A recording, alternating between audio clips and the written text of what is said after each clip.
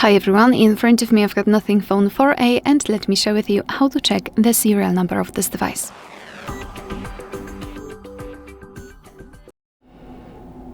So let's begin with opening the dialer, settings will be after that.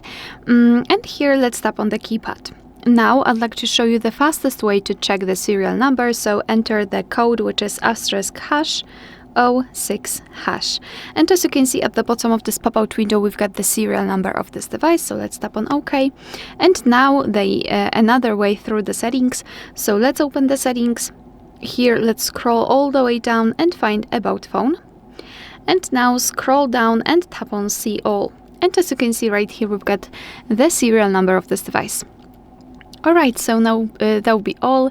Thank you so much for watching. Please hit the subscribe button and leave the thumbs up.